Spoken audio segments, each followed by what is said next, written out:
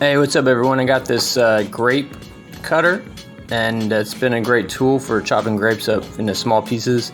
This thing gets dirty over time, and I'm going to show you how to take it apart and clean it. So first, what you want to do is you could unscrew this blue cap. This unscrews just like a regular cap. Once you pull this off, there'll be a spring. You could pull this spring out. That spring just sits on the plunger. Just go ahead and keep all the pieces together. The plunger right here, this blue plunger, it comes off by unscrewing this bottom half of the white part. So this just unscrews in the middle, and then this plunger can come out. The plunger sits on like a little track, but it's easy to get back on. And then this guy, I couldn't get the blade out, but if you really wanted to, it looks like there's fingers in there that meet on the bottom of the track. You could probably pry those back and get the blade out, but I was able to clean it without getting that out. So how I did it is, once I have all this apart, I just used a, I guess I call this like a pipe brush. You could just use this to get in there and clean out the track and clean off the blade a lot.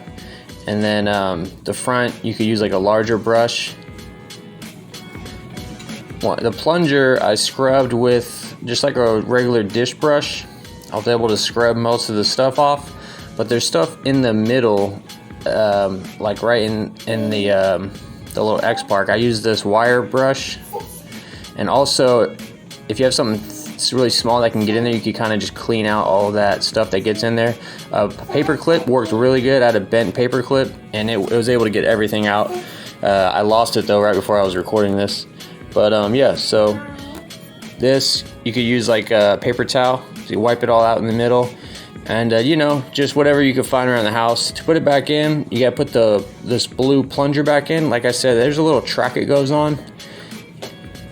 I think it can only really go in one way, so if you just put it in, it should just, just follow those little ridges like that, and it should just be able to go up and down easily. And then after you have that on, this second part comes in. Clean this circle part out in the handle with like a paper towel or something. This just screws back on like this, and you don't gotta get it mega tight. You don't want to break it, just get it pretty snug. Then your spring goes back on, and then this guy, when you put him on, you're gonna want to push it down and apply some pressure, and then screw it to tighten it up. Because if you don't, it might, if you're just turning it and it's not tightening, then you're not going down far enough. So I had to push it down all the way to turn it, and then it'll get tight. But yeah, that's it. That's how you clean this out, and then make sure it works right.